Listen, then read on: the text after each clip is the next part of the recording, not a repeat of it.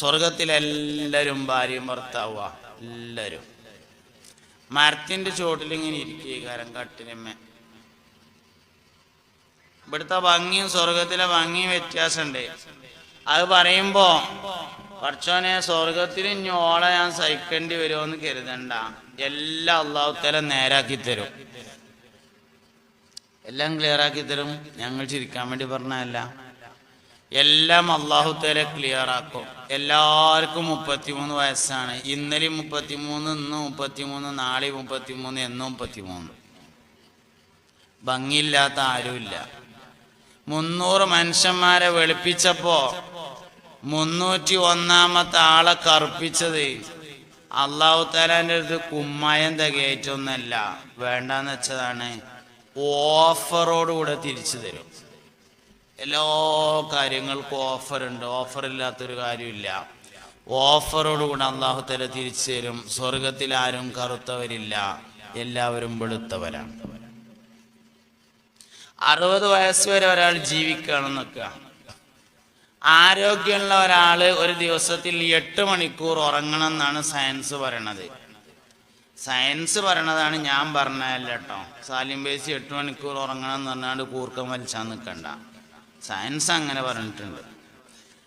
8 മണിക്കൂർ ഒരു ദിവസം ഉറങ്ങിയാൽ 8 8 16 8 24 ഒരു ദിവസത്തിൻ്റെ 1/3. 8 16 24 ഒരു ദിവസത്തിൻ്റെ 1/3. അങ്ങനെയാണെങ്കിൽ 60 വയസ്സ് വരെ ജീവിക്കുന്ന ഒരാൾ 20 വർഷം ഉറങ്ങിയിരിക്കും. ബാക്കി 40 അല്ല, ബാക്കി 40 അല്ല. 15 കൊല്ലം കുട്ടിക്കാലാണ്. ഇത് 5 ആദ്യത്തെ കൂട്ടിയിട്ടുണ്ട്, ബാക്കി 10 ഉണ്ടാവും. കൂടി ചേർത്താൽ 30 കൊല്ലം. 30 കൊല്ലം കഴിഞ്ഞു, ബാക്കി 30 കൊല്ലം. ഇതാണ് ഇപ്പൊ ജീവിതം. ബാക്കിയുള്ള 30 കൊല്ലാണ് ജീവിതം എന്ന് പറഞ്ഞത്.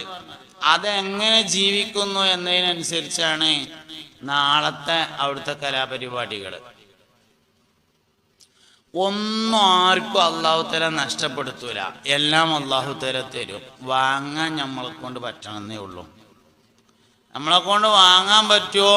അള്ളാഹു എല്ലാ കാര്യങ്ങളും ക്ലിയർ ആക്കി തരും. സ്വർഗത്തിലില്ല, കറുത്തവരാരും സ്വർഗത്തിലില്ല, എല്ലാവരും വെളുത്തവരാണ്. എല്ലാവരും ആസ്വദിക്കുന്ന കൂടി വരുന്ന ഭംഗിയാണ് അള്ളാഹു സ്വർഗത്തിൽ കൊടുക്കുക. ആസ്വദിക്കുന്നതിനനുസരിച്ച് കൂടിക്കൊണ്ടിരിക്കുന്ന ഭംഗി. ദുന്യാവിൽ എല്ലാവർക്കും ഉള്ളത് ആസ്വദിക്കുന്നതിനനുസരിച്ച് കുറയണ ഭംഗിയാണ്. 18 വയസ്സിലൊരു പെണ്ണിനെ കല്യാണം കഴിച്ചു കൊടുന്നു. 19 അത്ര തന്നെ ചൊറുക്കുണ്ടാവില്ല, 20 അത്ര തന്നെ ചൊറുക്കുണ്ടാവില്ല, 40 ഉണ്ടാവില്ല, 55 തീരെ ഉണ്ടാവില്ല, 60 പിന്നെ പറയണ്ട. അതല്ല ഇപ്പൊ ഒരുമിച്ച് കിടക്കാത്ത. 60 പറയണ്ട. കുറഞ്ഞു കുറഞ്ഞു കുറഞ്ഞു കുറഞ്ഞു വരും. സ്വർഗത്തിലെ ഭംഗി കൂടിക്കൂടി കൂടി കൂടി കൂടി വരും. അങ്ങനെയാണ് സ്വർഗത്തിൽ. ഇവിടെ ദുന്യാവിൽ എല്ലാവർക്കും ഉള്ളത് കുറഞ്ഞു വരുന്ന ഭംഗിയാണ്. കുറഞ്ഞു വരുന്ന ഭംഗിക്ക് ഹസനത്ത് എന്നാണ് പറയാ. കൂടി വരുന്ന ഭംഗിക്ക് ജമാലിയത്ത് എന്നാണ് പറയാ. സ്വർഗത്തിൽ എല്ലാവർക്കും ജമാലിയത്താണ്. കൂടിക്കൂടി കൂടിക്കൂടി ഒന്നൊന്ന്. ഇന്നലെ കണ്ട ആൾ ഇന്നുകൂടിയും കാണുമ്പോൾ ഭംഗി കൂടിയിട്ടുണ്ടാവും. പിന്നെ വെള്ളിയാഴ്ച ഒരു ചന്ത ഉണ്ട്. ആ ചന്തക്ക് പോകും ആണുങ്ങളെല്ലാവരും. പോയിട്ട് ഒന്നും വിൽക്കാനൊന്നും വാങ്ങാനൊന്നും ഉണ്ടാവില്ല, ആയിക്കൂടെ ഇങ്ങനെ നടക്കും. ഒരാളെ കണ്ടു. നമ്മൾ കോളേജിൽ പഠിച്ചിരുന്നെന്ന് കണ്ടിരുന്ന സത്താറല്ലേ പോണത്. ഓൻ ഇന്നേക്കാൾ ചൊറുക്കുണ്ടല്ലോ എന്ന് തോന്നിയാൽ മതി, അപ്പോതിന് തോന്നിയവൻ അള്ളാഹു തആല ചൊറുക്ക് കൂട്ടി കൊടുക്കും. അങ്ങനെ കൂടിക്കൂടി വരുന്ന ഭംഗിയാണ് യഥാർത്ഥത്തിൽ സ്വർഗത്തിൽ എല്ലാവർക്കും ഉള്ളത്. ഭാര്യക്കും അതന്നെയുള്ളത്, ഭർത്താവിനും അതന്നെയുള്ളത്. ഓരോ ദിവസത്തെയും അനുഭവങ്ങൾ വ്യത്യസ്തമാണ്. എന്നും ആദ്യ രാത്രിയാണ്, എന്നും മണിയറയത്തെ കട്ടിലും വേണം. ദുന്യാവിലെ ഏത് മണിയറയിലാണെങ്കിലും നേരം വെളുക്കുമ്പോൾ അതിന് മുല്ലപ്പൂ വാടും. എന്നാൽ സ്വർഗത്തിലെ മുല്ലപ്പൂ വാടൂല. ഓരോ നിമിഷവും റീ അറേഞ്ച് ചെയ്യുന്നതാണ് അവിടുത്തെ മണിയറ. എന്നും ആദ്യ രാത്രിയാണ്, എന്നും മണിയറയിലാണ്. ദുന്യാവിൽ എന്താ ഭംഗി കുറണേന്റെ കാരണം? ദുന്യാവിൽ ഭംഗി കുറയണതിനൊരു കാരണമുണ്ട്. കണ്ണ് അതന്നെയാണ്, മൂക്ക് അതന്നെയാണ്, ചെവി അതന്നെയാണ്, ചൊർക്ക് മാത്രം പോയി. എന്തേ പോയത്? ഭംഗി കുറയണതിന് ശരീരത്തിൽ നിന്ന് കുറേ സാധനങ്ങൾ നഷ്ടപ്പെടുന്നുണ്ട്. അതാണ് ഭംഗി കുറയണതിൻ്റെ കാരണം. വായയിലെ ഉമിനീര്, ശരീരത്തിൻ്റെ വിയർപ്പ്, മലം, മൂത്രം, ഇതൊക്കെ ശരീരത്തിൽ നിന്ന് പോകുന്നത് ഭംഗി കുറയുന്നതിൻ്റെ കാരണമാണ്. ഞാൻ പറഞ്ഞ നിങ്ങൾക്ക് പെട്ടെന്ന് മനസ്സിലാവില്ല. ഒരാൾക്ക് 4 പ്രാവശ്യം വയറ്റുന്നൊഴി നിൽക്കുക, എന്നാൽ പിന്നെ ഓനെ താങ്ങി പിടിച്ചേണ്ടി വരും. 4 പ്രാവശ്യം വയറ്റുന്ന അപ്പോൾ ഇങ്ങനെ നിൽക്കാനിങ്ങനെ ഇങ്ങനെ കുന്തം പോലെ ഇങ്ങനെ നിർന്നിന്ന ആ സാധനം ഈ വയറ്റുന്നു പോയ സാധനമാണെന്ന് മനസ്സിലാവണമെങ്കിൽ, ഒരാൾക്ക് 4 പ്രാവശ്യം ഛർദ്ദിച്ചു, എന്നാൽ പിന്നെ ഓന് നിൽക്കാൻ കഴിയില്ല, ആള് വിൽക്കും, പിന്നെ ഓനെ താങ്ങി പിടിച്ച് ആശുപത്രിയിൽ കൊണ്ടുപോകണം. അപ്പോൾ അങ്ങനെ നീച്ച് നീന്നത് ആ ഛർദ്ദിച്ച സാധനമാണെന്ന് മനസ്സിലാകുന്നുണ്ടോ? മനസ്സിലാവണില്ല. പൊട്ടാനി മുന്തുള്ളി പിഞ്ചോരക്കട്ട, പിന്നിന്ന് കാട്ടം ചുമന്നൊരു കൊട്ട. ശുചായി മൊയ്തു മൊലവി. ഇപ്പൊ മനസ്സിലായോ? നമ്മളിങ്ങനെ വലിയ ആൾക്കാരായി ശുചായിയായി നടക്കണേന് കാരണം ഈ കൊട്ട ഇവിടെ ഉണ്ട്, കാട്ടത്തിന്റെ കൊട്ട. അതാണ് സംഗതി. മൂത്രം. ബഹുമാനപ്പെട്ട യൂസുഫ് നബ്ഹാനി റളിയല്ലാഹു അൻഹു ത്വരീഖത്തുൽ മുഹമ്മദിയ എന്നൊരു കിതാബുണ്ട്. അതിൽ പറയണുണ്ട്, മൂത്രദ്വാരത്തിലൂടെ 1 പ്രാവശ്യമേ വന്നിട്ടുള്ളൂ. നീ മൂത്രദ്വാരത്തിലൂടെ 2 പ്രാവശ്യം വന്നവനാണ്. മൂത്രദ്വാരത്തിലൂടെ 1 വട്ടം വരുന്നുള്ളൂ. നീ മൂത്രദ്വാരത്തിലൂടെ 2 പ്രാവശ്യം വന്നിട്ടുണ്ട്. അതുകൊണ്ട് നിന്നെ നിസ്സാരതയെ നീ മനസ്സിലാക്കണം. നിന്റെ അടിസ്ഥാനം നുതുഫത്ത് എന്ന് പറയുന്ന സാധനം മൂക്കട്ട പോലെയുള്ള കണ്ടാൽ വെറുക്കുന്ന ഒരു സാധനമാണ്. ആ സാധനാക്കി അള്ളാഹു തആല മാറ്റിയിട്ടുള്ളത്. മനുഷ്യന്റെ ഒരു കാര്യങ്ങളാണ്. അപ്പോൾ ഭംഗി കുറയുന്നതിന്റെ കാരണം ഈ ശരീരത്തിൽ നിന്ന് പുറത്തു പോണ സാധനങ്ങളാണ്. ഭംഗി കുറയാത്ത ഒരാളുണ്ടായിരുന്നു, സയ്യിദത്തുന ഫാത്തിമ റളിയല്ലാഹു അൻഹ. കാരണം മെൻസസ് രക്തം ഉണ്ടായിരുന്നില്ല എന്നതാണ്. മെൻസസ് രക്തം ഇല്ലാത്തവർക്ക് ഗർഭമുണ്ടാവൂല എന്നത് കുല്ലിയായ കായിക അല്ല. കുല്ലിയായ കായികയൊന്നുമല്ല, ഭൂരിഭാഗം അങ്ങനെ ഇക്കാരം എന്നേ ഉള്ളൂ. സയ്യിദത്തുന ഫാത്തിമ റളിയല്ലാഹു അൻഹ അങ്ങനെയായിരുന്നു. സ്വർഗാവകാശികൾക്ക് മൂത്രമില്ല. നാളെ മഹ്ശറയിൽ ഇങ്ങനെ മടിയിൽ തലവെച്ച് കിടക്കാൻ നിങ്ങളെ കിട്ടുമോ എന്നാലോചിച്ചപ്പോ എനിക്ക് സങ്കടം സഹിക്കാൻ കഴിയുന്നില്ല നബിയേ. സയ്യിദത്തുന ആയിഷത്തു സിദ്ദീഖ റളിയല്ലാഹു അൻഹ പറഞ്ഞൊരു വാക്കുണ്ട്, എനിക്കെൻ്റെ ജീവിതത്തിൽ ഏറ്റവും കൂടുതൽ സന്തോഷം തോന്നിയ ഒരു രംഗമുണ്ട്. അല്ലാഹുവിൻ്റെ റസൂല് എൻ്റെ മടിയിൽ ഒരിക്കലിങ്ങനെ തലവെച്ച് കിടക്കുകയാണ്. ജിബ്രീൽ അസ്രായീൽ അലൈഹിസ്സലാം വന്നിട്ടുണ്ടെന്ന് മനസ്സിലായി. നബി തങ്ങളുടെ റൂഹ് കൊണ്ട് ഏൽപ്പിക്കപ്പെട്ട മലക്ക് പിടിക്കുന്നുണ്ടെന്ന് മനസ്സിലായി. തൊട്ടടുത്ത് കിടന്നിരുന്ന വെള്ളപാത്രത്തിൽ കൈയിട്ടുകൊണ്ട് നബി തങ്ങൾ മുഖമിങ്ങനെ തടവി. പരിസരത്ത് ഒരു മിസ്വാക്കുണ്ടായിരുന്നു, ഒരാറാക്കിന്റെ കഷ്ണം. ഞാൻ ആ ആറാക്കിന്റെ കഷ്ണമെടുത്തു നോക്കുമ്പോൾ അത് ഉണങ്ങിയതാണ്. അതിൻ്റെ തലഭാഗം ചപ്പിയിട്ടില്ല. ഞാനത് എൻ്റെ വായിൽ വെച്ച് കടിച്ചിങ്ങനെ ചപ്പിച്ചു. എന്നിട്ട് നബിതങ്ങൾക്ക് ഇങ്ങനെ മിസ്വാക്ക് ചെയ്തു കൊടുത്തു. അല്ലാഹുവിൻ്റെ റസൂല് വഫാത്താകുന്ന സമയത്ത് അവിടുത്തെ ശറഫാക്കപ്പെട്ട വായയിൽ എൻ്റെ ഉമിനീരുണ്ടായിരുന്നു എന്നതാണ് എനിക്ക് ജീവിതത്തിൽ ഏറ്റവും കൂടുതൽ സന്തോഷം നൽകുന്ന രംഗമെന്ന് സയ്യിദത്തുന ആയിഷ 63-ാമത്തെ വയസ്സിലും ആയിഷ ബീവി റളിയല്ലാഹു അൻഹ ഒരു കോഴിക്കാലെടുത്തിട്ട് അതിങ്ങനെ കടിച്ച് താഴെ വെച്ചാൽ നബി തങ്ങൾ അതെടുത്ത് ആയിഷ ബീവിന്റെ ചുണ്ട് തട്ടി അവിടെ തന്നെ കടിച്ചു തിന്നുമായിരുന്നു. സയ്യിദത്തുന ആയിഷ റളിയല്ലാഹു അൻഹ പറഞ്ഞു, അല്ലാഹുവിന്റെ റസൂൽ രാവിലെ ആയാൽ സുബ്ഹി നിസ്കാരത്തിന് പള്ളിയിൽ പോകും.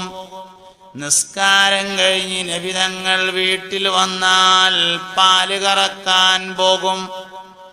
നബി തങ്ങൾ പാല് കറന്ന് കൊണ്ടുവന്ന് എനിക്ക് തന്നിട്ട് പറയും, ഇശ്റബി ആയിഷ, ആയിഷ കുടിക്ക്.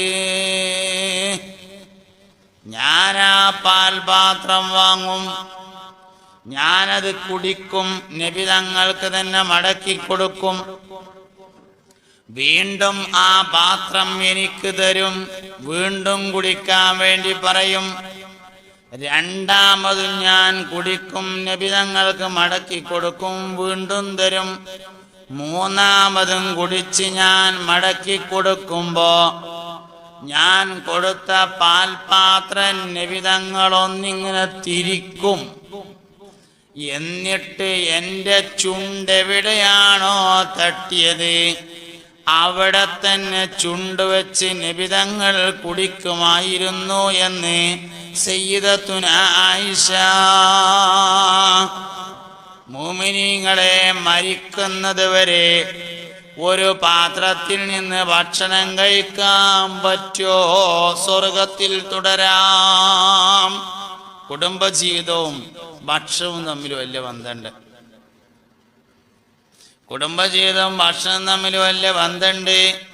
നബി തങ്ങൾ ചെയ്ത് കാണിച്ചു തന്ന പരിശുദ്ധമായൊരു ഇബാദത്താകുന്നു ഭാര്യ ഭർതൃ ജീവിതം. അല്ലാഹുവിന്റെ റസൂലേ, ഞാനും എൻ്റെ ഭാര്യയും ഒരുമിച്ച് കളിച്ചിരുന്നാൽ അല്ലാഹു കൂലി നൽകുമോ നബിയേ? ഒരു സഹാബി ചോദിച്ചു. മുത്തുനബി സല്ലല്ലാഹു അലൈഹി വസല്ലം പറഞ്ഞു, നീ നിന്റെ ഭാര്യയുടെ വായിലേക്ക് ഒരു ഉരുള ചോറിങ്ങനെ വെച്ചു കൊടുത്താൽ അതിനും നിന്റെ റബ്ബ് നിനക്ക് കൂലി നൽകുന്നതാണ്. ഭാര്യയും ഭർത്താവും തമ്മിൽ ഇണ ചേർന്നാൽ അതു കാരണം തന്നെ അവരുടെ എല്ലാ ചെറുദോഷങ്ങളും പൊറുക്കപ്പെടുന്നതാണെന്ന് മുഹമ്മദ് നബി സല്ലല്ലാഹു അലൈഹി വസല്ലം പഠിപ്പിച്ചിരിക്കുന്നു. കുടുംബജീവിതത്തിലെ ഓരോ അനക്കവും ഇബാദത്താണ്, ഓരോ ചലനവും ഇബാദത്താണ്, ഓരോ നോട്ടവും ഇബാദത്താണ്, ഓരോ തമാശയും ഇബാദത്താണ്, ഓരോ വർത്താനവും ഇബാദത്താണ്. അങ്ങനെ നമുക്ക് കാണാൻ വേണ്ടി പറ്റണം, അപ്പോഴല്ലേ കാര്യമുള്ളൂ. ഇതൊരു രസമാണ് എന്ന് തോന്നരുത്, ഇതൊരു നേരം പോക്കാണ്. നമ്മളെ മലബാറിലൊക്കെ ഒരു വർത്താനുണ്ട്, പെണ്ണെട്ടിയ കാലെട്ടി, പെണ്ണെട്ടിയ കണ്ണ് കെട്ടി, പെണ്ണെട്ടിയ പിന്നെ അവൻ ആകെ ഇടങ്ങാറായി. അങ്ങനല്ല, ഇടങ്ങാറാകാൻ വേണ്ടി അള്ളാന്റെ റസൂലും പെണ്ണെട്ടാൻ പറഞ്ഞിട്ടില്ല, കഴിച്ചിലാകാനാ പെണ്ണെട്ടാൻ പറഞ്ഞിട്ടുള്ളത്. എന്തുകൊണ്ടാ പിന്നെ ഇടങ്ങാറായി എന്ന് നമുക്ക് തോന്നുന്നത്? അത് ആദ്യം തന്നെ അങ്ങനെ ഇടങ്ങാറായി എന്നൊരു സങ്കല്പമുള്ളതുകൊണ്ടാണ്. നമുക്ക് ഈ ആയത്തിൽ നിന്ന് കല്യാണം കഴിച്ചാല് സമാധാനത്തിന് വേണ്ടി കല്യാണം കഴിക്കുക എന്നാ ഖുർആൻ പറഞ്ഞത്. തസ്കുനു ഇലൈഹ, സമാധാനത്തിന് വേണ്ടി. സമാധാനത്തിനാണ് ഞാൻ കല്യാണം കഴിക്കണമെന്ന് മനസ്സ് തോന്നിയാൽ സമാധാനം വരും. ഇടങ്ങാറാവാനാണ് കല്യാണം തോന്നിയാൽ ഇടങ്ങാറേ വരുള്ളൂ. നമുക്ക് തോന്നുന്നതിനനുസരിച്ചാണ് വരല്, തോന്നുന്നതിനനുസരിച്ചാണ് വരല്. കുടുംബജീവിതത്തിലെ എല്ലാ കാര്യങ്ങളും അള്ളാഹു കൂലി നൽകുന്നതാണ്, എല്ലാ കാര്യങ്ങളും. അത്ര പുണ്യമുള്ളൊരു ഇബാദത്ത് അല്ലെങ്കിൽ അമ്പിയാക്കൾ ചെയ്യൂല. അമ്പിയാക്കൾ ചെയ്ത പുണ്യമായ ഇബാദത്ത് ചരിത്രം രേഖപ്പെടുത്തിയ ഒരുപാട് വിവാഹങ്ങളുണ്ട്, ഒരുപാട് കല്യാണങ്ങളുണ്ട്. ഒരു നൂഹ് ബിന് മറിയം എന്നു പേരായിട്ട് ഒരു മുതലാളി ഉണ്ടായിരുന്നു. നൂഹ് ബിന് മറിയം.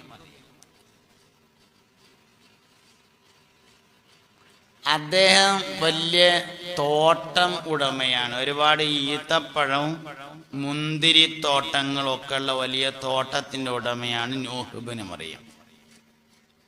ഒരിക്കൽ അദ്ദേഹത്തിൻ്റെ തോട്ടത്തിൽ മുബാറക്ക് എന്ന പേരായ ഒരു അടിമ വന്നു. തോട്ടത്തൊഴിലാളിയായിട്ട് നല്ല വിശ്വസ്തനാണ്. നൂഹ് മുതലാളി മുബാറക്കിനെ തോട്ടത്തിൻ്റെ എല്ലാ കാര്യങ്ങളും ഏൽപ്പിക്കാൻ തുടങ്ങി. സമ്പൂർണമായ അധികാരം മുബാറക്കിന് കൊടുത്തു. ഒരു ദിവസം നൂഹ് മുതലാളി തോട്ടം കാണാൻ വേണ്ടി വരികയാണ്. കസാലയിൽ ഇങ്ങനെ ആദ്യം ഇങ്ങനെ ഒക്കെ നടന്നു നോക്കി വന്നിട്ട് കസാലയിൽ ഇങ്ങനെ ഇരുന്നിട്ട് മുബാറക്കിനോട്, അടിമനോട് പറഞ്ഞു, മുബാറക്കെ, എനിക്ക് കഴിക്കാനാണ് തോട്ടത്തിൽ നിന്ന് നല്ല മധുരമുള്ള ഒരു പഴം കൊണ്ടുവാ എന്ന് പറഞ്ഞു. മുബാറക്ക് ഇങ്ങനെ പോയിട്ട് നല്ല കാണാൻ ചുരുക്കുള്ള ഒരു പഴം കൊടുന്നെടുത്തു. ചെത്തി തിന്ന് നോക്കുമ്പോൾ ഹലാക്കിൻ്റെ പുളിയാണ്. എടാ മുബാറക്കെ, എനിക്ക് തിന്നാൻ വേണ്ടിയിട്ട് നല്ലൊരു മധുരമുള്ള പഴം കൊണ്ടുവരാൻ പറഞ്ഞിട്ട് എന്താ ഈ പുളിയുള്ളത് കൊടുന്നത്, വേറൊന്നും കൊണ്ടുവരാറുണ്ട്. മുബാറക്ക് ഇങ്ങനെയാണ് പോയിട്ട് രണ്ടാമത്തെ ഒന്ന് കൊടുന്നെടുത്ത് നോക്കുമ്പോൾ അതും ഭയങ്കര പുളിയാണ്. മൂന്നാമത്തെ ഒന്ന് കൊടുത്തു, അപ്പം അതും പുളിയാണ്. ആ സമയത്ത് നൂഹ് മുതലാളി മുബാറക്കിനോട് ചോദിച്ചു, അല്ല മുബാറക്കെ, എത്ര കാലായി പന്നെ ഈ തോട്ടത്തിൽ നിർത്തിയിട്ട് ഇപ്പോഴും ഇതിൽ മധുരമുള്ളത് ഏതാണ് പുളിയുള്ളത് ഏതാന്ന് എനിക്കറിയില്ലേ എന്ന് ചോദിച്ചു. മുബാറക്ക് പറഞ്ഞു, മുതലാളിയെ, നിങ്ങൾ എന്നെ ഈ തോട്ടം നോക്കാനാണ് ഏൽപ്പിച്ചത്, അല്ലാതെ ഇതിലത്തെ പഴത്തിൻ്റെ രുചി നോക്കാനല്ല. അള്ളാഹു ആണേ നേര്, ഈ തോട്ടത്തിലെ ഒരു പഴത്തിൻ്റെ രുചിയും എനിക്കറിയില്ല. നൂഹ് മുതലാളി പറഞ്ഞു, മുബാറക്കജിൻ്റെ ഒപ്പം പോരുകയായിരുന്നു. പേരേക്ക് കൂട്ടിക്കൊണ്ടായി, വീട്ടിൽ കൊണ്ടായി. ഭാര്യനോട് പറഞ്ഞു, സഹധർമ്മിണി, എനിക്കൊരാശയം തോന്നുന്നുണ്ട് പറഞ്ഞു, ഒരഭിപ്രായം തോന്നുന്നുണ്ട് പറഞ്ഞു. എന്താ നിങ്ങളെ അഭിപ്രായം എന്ന് ചോദിച്ചു. നമ്മളെ മോൾക്ക് കുറേ കാലമായിട്ട് ഭർത്താവിനെ അന്വേഷിച്ച് നടക്കുകയുള്ളൂ. തങ്ങൾ വന്നിട്ട് അല്ലാഹു അക്ബർ, അല്ലാഹു അക്ബർ, അല്ലാഹു അക്ബർ, വലില്ലാഹിൽ ഹംദ്.